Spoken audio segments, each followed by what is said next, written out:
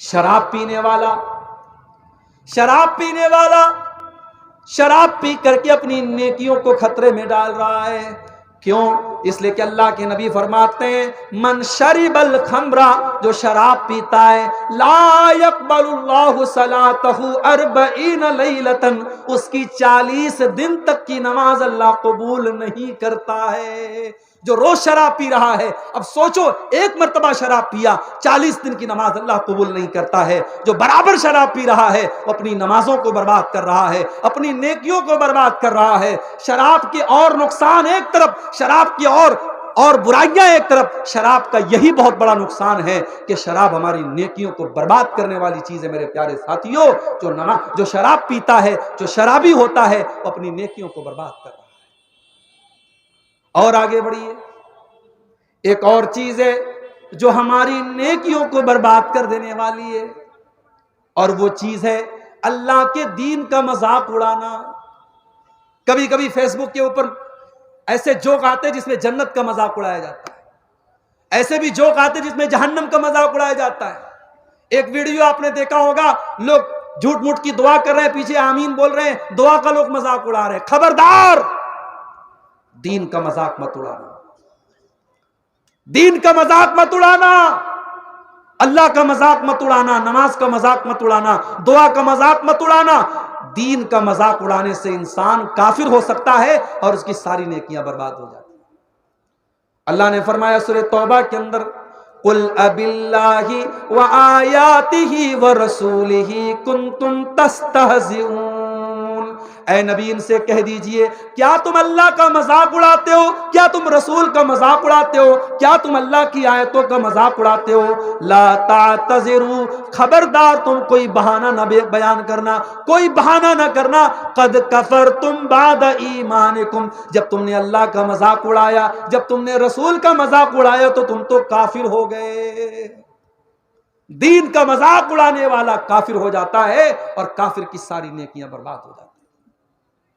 اور ایک چیز اور نوٹ کر لو، اگر کسی کو دین پسند نہیں ہے، نماز پہ تقریر ہو رہی ہے، جلسہ سن کے گیا، گھر جا کے کہہ رہے یار عبدالغفار صاحب کو تو خالی نماز نظر آتی ہے.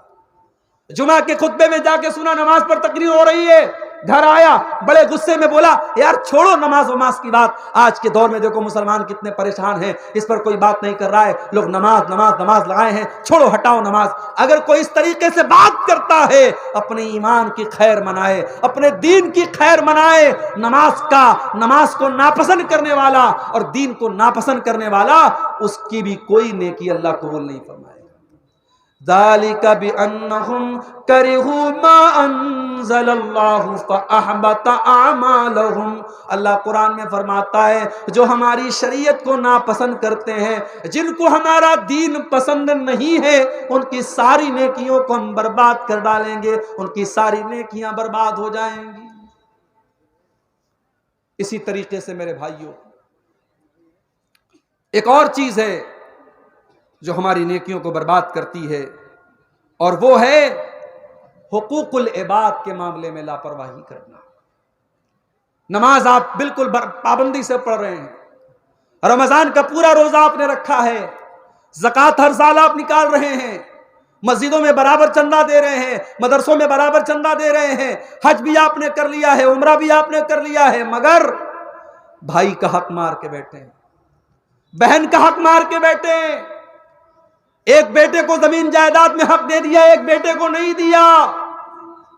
حقوق العباد کے معاملے میں اگر آپ نے لاپرواہی کی ہے تو یہ نماز، یہ روزہ، یہ زکوٰۃ، یہ حج، یہ سب برباد ہو سکتا ہے. میرے پیارے ساتھی، بڑی مشہور حدیث ہے، اللہ کے پیارے نبی اپنے صحابہ سے پوچھتے ہیں، اے میرے صحابہ یہ بتاؤ کہ مفلس کون ہے، غریب کون ہے؟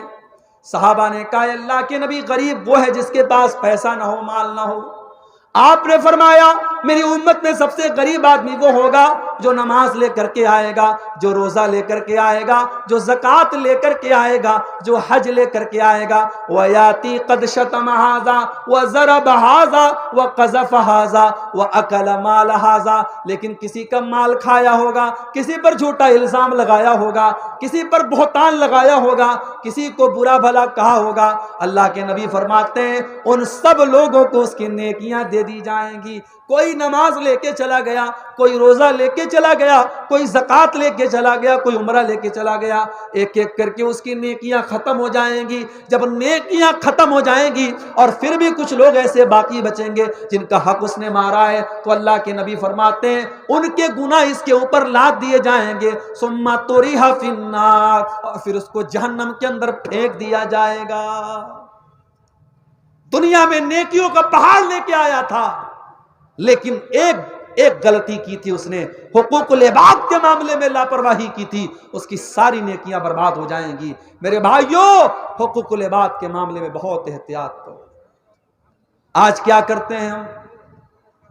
آج ایک بھائی دوسرے بھائی کی زمین پر ناجائز قبضہ کر کے بیٹھا ہے، ایک بھائی دوسرے بھائی کی زمین کو ہتھیا کے بیٹھا ہے، عدالتوں میں کیس چل رہا ہے اور بھائی کو پتا ہے کہ زمین میری نہیں ہے، جائیداد میری نہیں ہے، پھر بھی کیس لڑ رہا ہے۔ اس کے پاس پیسہ ہے، اس کے پاس پاور ہے، وہ ججوں اور وکیلوں کے ذریعے اپنے پچ میں فیصلہ کرا سکتا ہے۔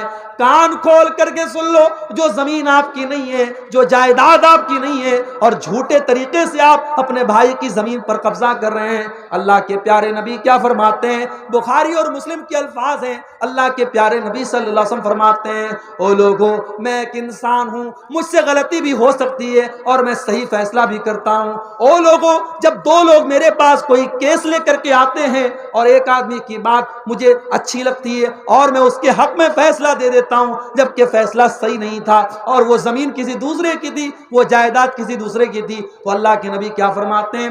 فَإِنَّمَا أَقْطَعُ لَهُ قِطْعَةً مِّنَ النَّارِ، جو زمین میں غلط، جس کا حق نہیں ہے اس کو دے رہا ہوں، اس کو میں زمین نہیں دے رہا ہوں، اس کو میں جہنم کی آگ کا ٹکڑا دے رہا ہوں۔ میرے بھائیوں، اگر آپ نے ناجائز طریقے سے اپنے بھائی کی، اپنے پڑوسی کی زمین ہتھیا بھی لی اور مکان بنا لیا اور بلڈنگ بنا لیا، اس پر آپ نے جہنم کی آگ کا کے اوپر آپ نے بلڈنگ تیار کی ہے، نبی اکرم فرماتے ہیں وہ جہنم کی آگ میں اس کو دے رہا ہوں۔ اس کو جانتے ہیں آپ؟ یہ جو ہمارے ایک پنجے کا جو ناپ ہوتا ہے، ہمارے یہاں بنارس میں اس کو بتا بولتے ہیں، بتا اردو میں بالشت بولتے ہیں، آپ کے بنگلہ میں بھی شاید بتا ہی بولتے ہوں گے۔ ایک بتا، ایک ہاتھ اگر کسی نے کسی کی زمین ہتھیا لی، اللہ کے نبی فرماتے ہیں طُوِّقَ مِن سَبْعِ أَرْضِينَ يَوْمَ الْقِيَامَةِ، قیامت کے دن 7 زمینوں کا طوق، 7 زمینیں اس کے گلے میں ڈال دی جائیں گی، اتنا بڑا عذاب اس کو دیا جائے گا کہ اس نے ایک پنجے اور ایک ہاتھ کی ہتھیلی کے برابر جس نے کسی کی زمین ہڑپی ہوگی، اس کا یہ معاملہ ہوگا۔ اور آگے بڑھیے، نیکیوں کو برباد کر دینے والی ایک اور چیز ہے اکیلے میں اور تنہائی میں کیے جانے والے گناہ۔ آپ گھر میں رات کے 12 بجے ہیں اور آپ اپنے بیڈ روم میں بیڈ پر بستر پر لیٹے ہوئے ہیں اور آپ کے موبائل پر انٹرنیٹ کا پیک لگا ہوا ہے اور آپ کی انگلی کے ایک ٹچ کے اوپر گندگی کی چیزیں آپ کے سامنے آ سکتی ہیں۔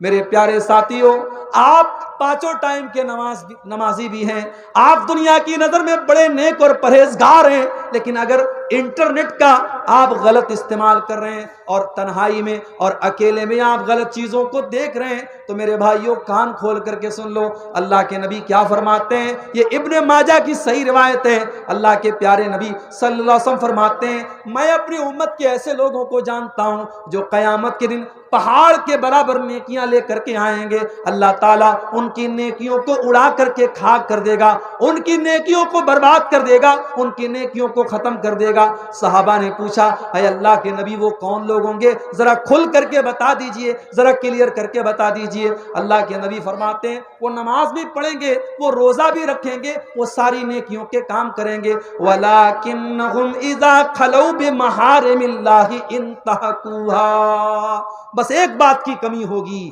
جب وہ تنہائی میں ہوں گے، جب وہ اکیلے میں ہوں گے، وہ ناجائز کام کریں گے، وہ غلط کام کریں گے، وہ اللہ کو ناراض کرنے والے کام کریں گے۔